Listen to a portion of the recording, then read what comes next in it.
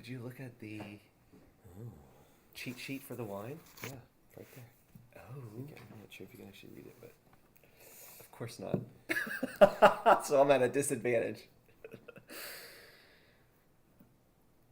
I don't welcome like to starting Winding it. Down with Padre. That was good. My name's Father White, I'm Father Michael. and we are drinking a very nice Ooh. wine again tonight. You know, Justin.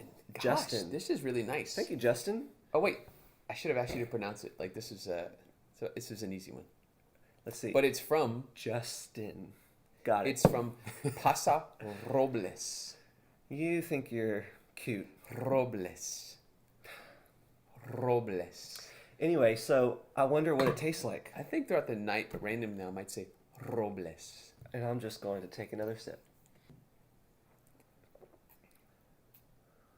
Okay, I did not look at the cheat sheet. And you did.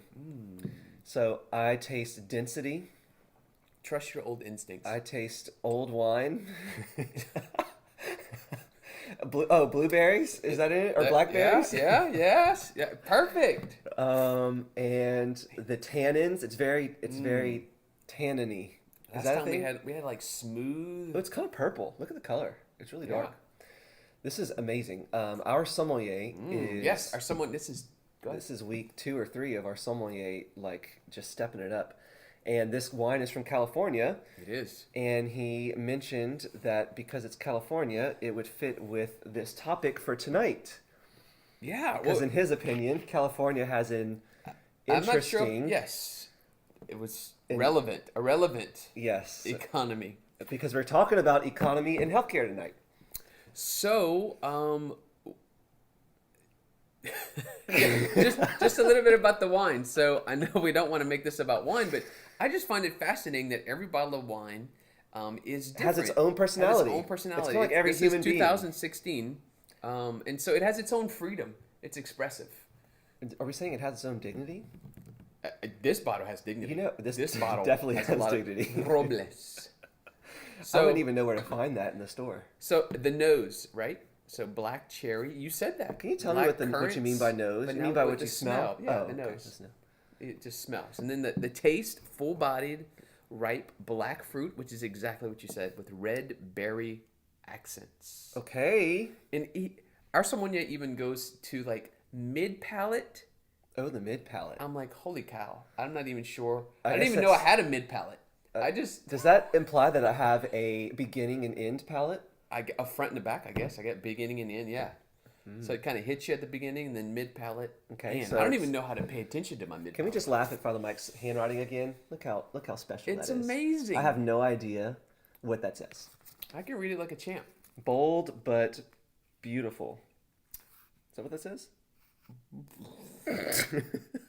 Bold but balanced. You know what we do in the office? actually took me a Whenever we little bit. try to read something that Father Michael wrote, we They turn pass it around. upside down. They pass it around. Turn it upside down, and then we sometimes like it'll jump out at us. Bold and balanced. Pass one down. I see pass it now. Around, It's amazing. One more bottle of beer on the wall. So tonight we're talking about 2 more Man. negotiables, I'm so excited. and we're going to negotiate tonight. Yeah, what- well, economy. So we're gonna talk about the economy tonight and talk about healthcare. The reason I got excited about Because you economy got- is you because thought about stock your market. Let's stock talk about market. stock market. I'm so sick of your stocks.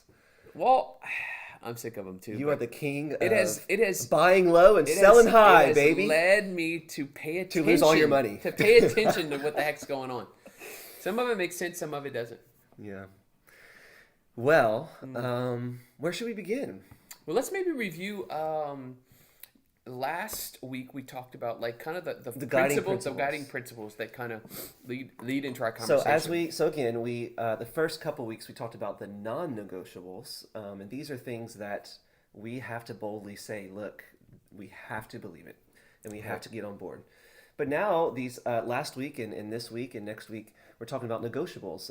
But as we negotiate these different pieces of our political society, we have some principles to help us guide our discussion. And those principles, last week we discussed human dignity, the common good, subsidiarity, and solidarity. So human dignity, the individual human person, no matter what race, age, or place in society they are, like they have dignity. The common good, like all peoples as a whole need to be able to be supported in their flourishing in society.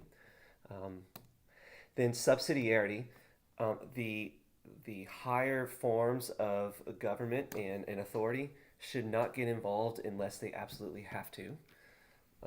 And solidarity, the principle of charity, the principle of unity amongst human persons. So bringing all four of these general social principles together, that can kind of help us guide our discussion.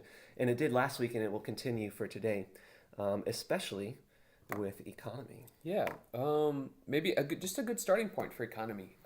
Keeping all that in mind, what do you think? So, we always underestimate the book of Genesis, and we just keep going back to it. It keeps It coming. keeps coming back up. The book of Genesis, in the beginning, God created man and the world.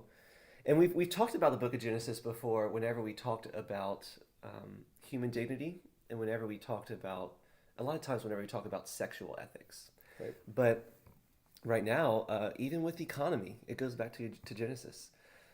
And that's because in the beginning, God created man with an intellect and a will, a mind and freedom to choose. And he told Adam to be a good steward to the world, to name the animals and to subdue the land. Well, this applies and implies that man was created to be a co-creator with God, to have the freedom to be creative, to have the freedom to actually work, and there's dignity in work. In fact, God gave Adam his role in society before Adam sinned. So before original sin happened, God wanted Adam to work, which is to say that work is a good thing. And work is kind of it's a fundamental right to who we are as humans. All of us should find a dignity in our work. So just a few principles there. It's also to say that, like, that as we kind of talk about our economy, everybody should have an opportunity to participate in the economy. That the economy should not be controlled by a few, but rather everyone, because of our human dignity, has a right to participate and to express that dignity and that freedom. Yeah, I remember just you saying that. I remember like getting my first job, like in high school. I was excited, and I don't know if I was so much excited about like making money as much as I was. Okay, like my dad has a job, my mom has a job, like people that like are adults, like they have a job, and so it was more of like I was alongside of them. I was, participating with them. So there was like great pride. There was excitement.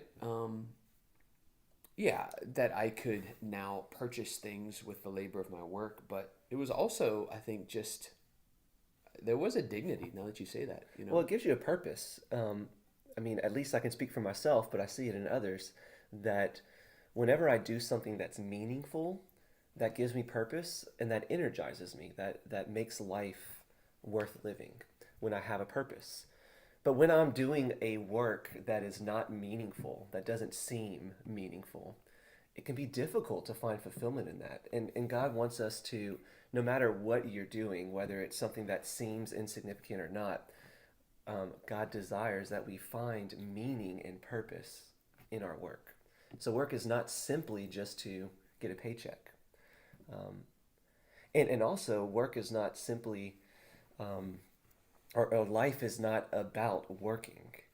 We work to live. We don't live to work. So sure, there is something about that element. Yeah, and just like a slight tangent, but I think it's relevant to today.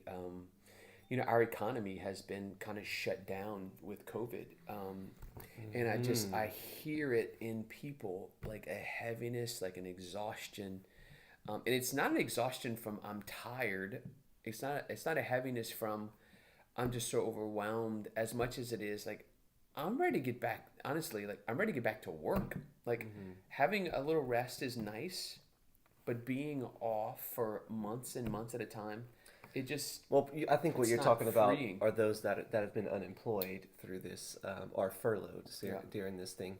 Um, yeah, and I agree. I mean, I've had multiple family members that have been unemployed in the past few years for different reasons, but particularly through COVID. And just to see what it does to them, there's some psychological effects, which is just goes back because part of who we are, we want and we should be able to find purpose and meaning by being stewards of the earth. So it's interesting you bring up COVID though, because really the big challenge of COVID is a tension between healthcare and the economy, Mm-hmm. and it tends to be which side do you choose? Do you choose public health or do you choose the economy? And what we have to proclaim right now is really both are incredibly important, and both have roots in our human dignity. So it's really hard to put one against the other. They really kind of need to work together. Right. So so let's talk a little bit about economy. Sure. Economy first. Yeah, we live in a country. Capitalism is our economy. Yeah. It was interesting to read as we were kind of reading and researching for this how like the church actually says has language and direction about like economic Economic policy. policy towards countries, and it discourages some of them. It says some of them have a better ability to uphold these principles more than others. Which is interesting because some people may criticize the church for that and say, stay in your lane. It goes back to human dignity. Yeah, and it's always the human person. Like it's That's who we whatever are society forms, whatever policies direct. It's always to provide for the flourishing of the fullness of the human person. So that And the reason is because, like, it just constantly amazes me the ramifications of being made in the image and likeness of God. If we take that seriously, then even the economy matters. And so the church has never and will not officially endorse a particular economic structure. They will never, like, the church is not interested in telling every single society to have the exact details of their economy. Mm-hmm. That's not what she's trying to do.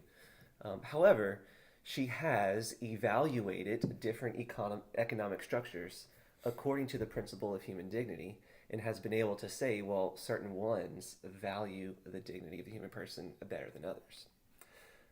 What we do know is this discussion particularly became relevant in the late 19th century when Pope Leo XIII wrote an encyclical, Rerum Novarum. This was really the first church document that kind of proclaimed to the world, like, economic and social structures have ramifications to our moral and spiritual lives. And so in Rerum Novarum, Pope Leo XIII talks about things like the economy. He talks about socialism, and he kind of critiques socialism for a number of reasons. He talks about private property, and he talks about the creative human person, and he talks about the rights and the dignity of workers, and on and on and on. So maybe we can just talk a little bit first about socialism and maybe some thoughts about socialism, and maybe we can talk a little bit about capitalism after that. Yeah, I mean, I know in socialism, in a general terms, there's no private property. Like the property is owned by the state, and it affects also the economy, right? The economy is kind of driven by the state, kind of Right. because it's no private property. There's no private businesses. I like to think of socialism as micromanaging. Like I don't know if you've ever had a boss that was a micromanager, but it kind of drives people crazy. Why? Because it takes our freedom away. It also robs us of creativity. It takes away our ownership and even our desire to work. We just kind of lose steam. Mm-hmm. And whenever a few people at the top of government control everything and own everything, like socialism, that kind of robs us. So socialism is mostly about owning everything. That everything is owned. They say by everyone, but essentially by no one. And really puts a lot of weight on the people responsible For for micromanaging divvying up. that. Yeah. Right. But what it also does is it takes away our right to private property. And the church very much supports private property, that is a good thing. No, that is not a greedy thing. And how can we say that? Well, um, in one sense, we can go all the way back to the Old Testament of thou shalt not steal. I mean, that presupposes private property. So God's giving us a commandment that presupposes private property. But even just experience, like something about there are some good things about private property, and St. Thomas Aquinas has talked about this before, that um, private property facilitates initiative and creativity. If I own something, or well, if I know that I could own something, I'm going to take initiative to work hard to get it. It also I'm going to take care of my stuff more than I'm going to take care of your stuff. It's just natural. It's just human nature. So if I own it, I'm going to take care of it more. So we're actually going to take care of the earth whenever we feel that ownership. Um, I'm going to be more careful with our stuff. It also makes work relevant and meaningful because I have something to work towards and work for. And here's a really cool thing too is if I own stuff, I'm able to give it away freely. So it allows me the opportunity to actually be charitable. If I don't have anything to give away, well then it's hard for me to like tangibly express that charity. Right. It invites the individual to be responsible for the poor versus like the state to be responsible for the poor. In a sense of, um, it's their the lowly and the poor are someone else's responsibility versus if I can own private property, if I can have my own business, um, right? And we're kind of shifting into capitalism, but it implies that a person has a moral compass. So, like as we kind of shift to capitalism, um, what capitalism I think challenges the person to do is exercise, as you're always saying, exercise charity, like to take responsibility for what they have, but to use what they have not just for their own benefit, but like to turn to those around them and actually cooperate and work together for a better society, a better culture. Like in other words, I think we have a better society if individuals are working for the common good Right. rather than depending on the state to create a common good. For us. Right. And we just sit Which back would and be, watch. yeah, which would be, I think, an ideal capitalism versus an ideal socialism. Well, you're bringing up our four principles again. So, the dignity of the human person, which includes our ability to choose freely, to work creatively, and to think critically. Um, so, socialism robs us of that because you don't think critically. You sit back and watch, and you cannot choose freely because you don't own anything. Whereas capitalism does seem to at least have that possibility where people could choose freely. Common good, you know, that the common good of society, we would say that socialism robs the common good because it's taking away our human dignity. Um, Whereas capitalism could possibly promote the common good. Subsidiarity, remember, the bigger governments doesn't get involved unless they have to. Well, so socialism, that's the opposite of subsidiarity, so that goes against our principle. Capitalism could. And solidarity, charity. If I don't own anything, it's hard for me to donate my money or my goods and my means. So it takes away that element of charity. Um, so that's these are the dangers of socialism.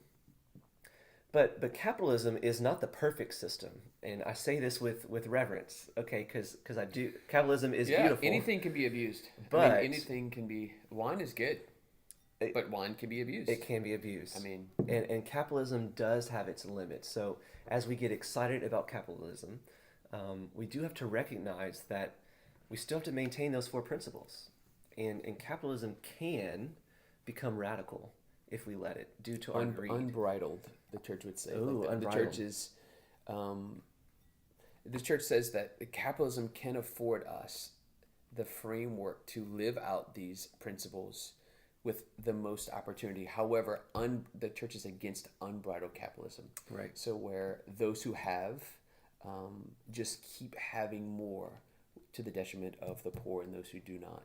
So there, it creates a class system of those who have and those who have not, and which it marginalizes the poor, and they're not taken care of, which is against everything we're working for. Exactly. And really, the difference between unbridled capitalism and a healthy capitalism is greed. It's versus conversion versus charity. Sure. You know. Because a good capitalistic society like creates jobs for people, and people can work together and work for the common good. Like these three verbs you brought up earlier, like it allows us to be, to do, and to have. Right, in a healthy capitalistic society, it allows the freedom to be, to do, to work, and to have, to own property. And Yeah, I mean, what you're bringing up, just fundamental to who we are, like to be, to live, that's a fundamental right. To do, to work, to be good stewards, and to have, like there is something about private property and this principle of like all the goods of the earth being, it doesn't have to be exactly equally shared, but there does need to be a an even distribution in the sense of people not being deprived of basic needs. Um, so this is just such a relevant topic because as we're like approaching the election and the kind of source of our conversation, I have never heard, like I'm 40, I'm about to be 42. I've never heard our country talk so much about the possibility of socialism. did you just say you're 42? Robles. Do you want to show them your gray hair? Robles. Look, if you just do like this, you got a It's little all bit of about gray. lighting. It's about lighting. Yeah. I can see it today. Yeah. It's a 42 gray. So So yeah, socialism. I've never heard our country even talk so much or even consider socialism, and so like there is this conversation now more than it ever has been about the proposal of this new economic system that it's bringing up all kinds of banter and debate and fire and fury, and right. it's going to be relevant in this upcoming election. Totally. So, but it's a tension, right? Because the state does have a role. We can't say state, stay out of it, let us do our thing. There is a role, and part of their role is to, first of all, protect the freedoms of the workers, but also to oversee and supervise that working conditions are good. Now, the primary responsibility is the employer, but again, to oversee, and whenever there are employers that are taking advantage of their workers, so there is a role here. Regulation. There, yeah, but it's a working together situation. It's not a let me take all control away from you, because that just robs you of your freedom. Yeah, I guess that's part of the minimum wage. I mean, like the government saying, look, business owners cannot take advantage of Right. their employees, and so we're gonna set a minimum wage that allows a fair wage earnings to live in the country we have. There's also the another role that the state has is to make sure that there's not radical inequalities in society, and what we're starting to see is just globally the elimination of the middle class. The wealthy are getting wealthier, and the poor are getting poorer, and there's becoming a more and more of a divide. And regardless of what economic strategies you're going to take, we need to make sure that there's not such a radical division, because whenever the poor get poorer, they're being deprived of basic necessities like food and water and housing. And so we need to, and then there's all the conversation of how do we help them. Right. And that is where we're going to negotiate. But when we decide to help them and how, we have to keep in mind those principles of human dignity. There is a very big difference about just enabling bad habits versus educating and supporting good habits. So, we have to consider our welfare programs. Are they actually dignified? Are they bringing back a dignity to these people, giving them a purpose and a place to work and a place to live out their freedoms? Or are they robbing them of their dignity? are they stripping them of all opportunity for for freedom and creative work? So those things need to be taken into consideration as well. So And I think a primary teaching of the churches is always like this option for the poor, considering how well is a society taking care of their poor. And it's not enabling them to remain poor. exactly. It's giving them opportunity to move into a place of contributing to society, like having a voice in government and policies that affects them, and not. Which really gets your hands dirty. I mean, it takes a lot more effort. It's so much easier to be the hero and throw stuff out at them and save them for a day. But to really walk with them, accompany them, get to know them, educate them, build structures within their communities that will enhance their way of living. I mean, there's a lot there, and you really have to get your hands dirty. Yeah, a great book, Toxic Charity, talks about that same thing. How, like, just this discrepancy of the rich and the poor, where the rich like just kind of offer money to the poor, but their aid doesn't move them any further along from where they are. It just keeps them where they are. Right. And so the rich feel great about their efforts, and the poor remain poor. So capitalism, and it requires charity. It requires an authentic, willing the good of another person, right? That's what love is, willing the good of another person. And so, Yeah, so basically, socialism, nobody owns anything.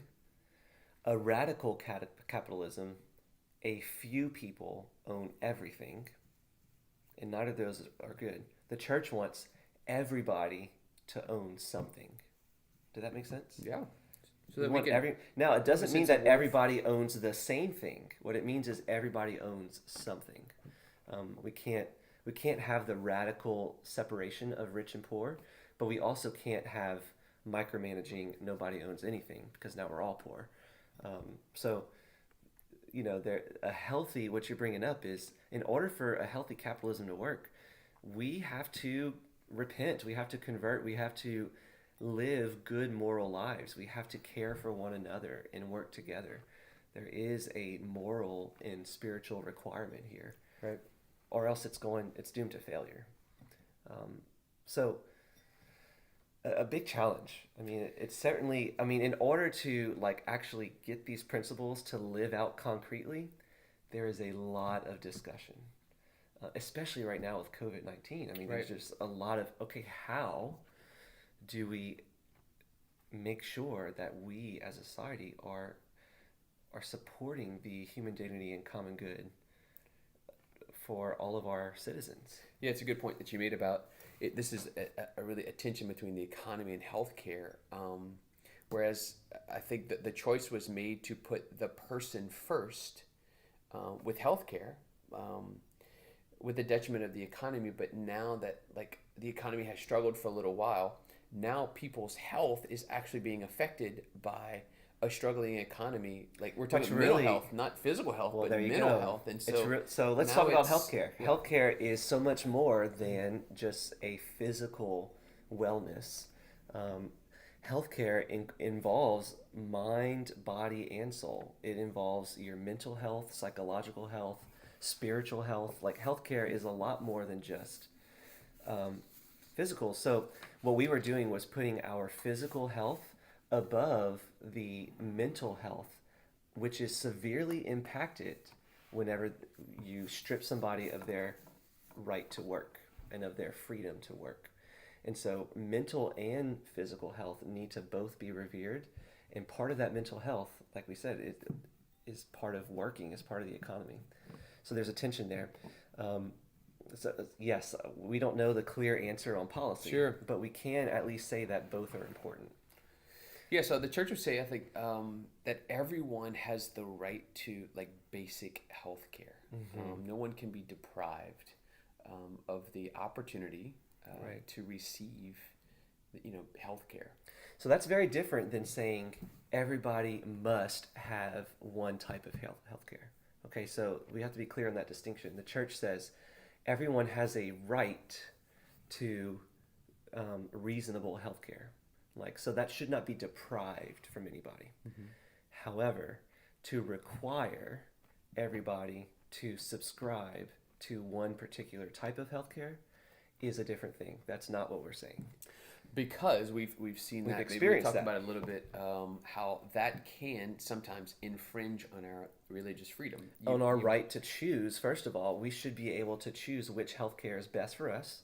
We should be able to, especially whenever a particular type of healthcare imposes certain things that go against our religious beliefs. When it doesn't respect human dignity and or respect life, some healthcare opportunities will actually go against the non-negotiable of the right. So to get specific, we can say confidently, Obamacare required employees to provide contraceptive means coverage for their employees. Well, again, we talked about a few episodes ago, Little Sisters of the Poor. As an employee, as an employer said, I can't provide that for my employees. That goes against my religion. Well, there's been a 10-year battle legally, and that's an unfortunate thing. They should have the ability to choose which healthcare they subscribe to. So we do have a right, though, Sure. to healthcare. And so there are plenty of people in the world that are without healthcare because of the radical separation between rich and poor. And a lot of these poor people don't have it. So healthcare becomes a negotiable because we don't know exactly the policy or strategy. But what we can say is everybody should not be, no one should be denied basic healthcare. Now, there's a difference between basic healthcare and, Yeah. luxurious healthcare, but no one should be denied basic healthcare. Sure, and we kind of talked about from contraception to natural death when it comes to the non-negotiable of the life issue. But some things maybe we don't think about. So, like to connect the non-negotiable to this topic of healthcare, abortion, euthanasia, cloning, destruction of human embryos, assisted suicide, genocide, like torture. Those are all connected to Well, these are things that we're not okay with. non-negotiable. Just Right. to be clear. Yeah, these are the non-negotiables that would apply to healthcare. So, like as we look at the negotiables of healthcare, Sure. we're still holding fast to So the negotiables of healthcare is not doesn't compromise about, those things. okay, I see what you're saying.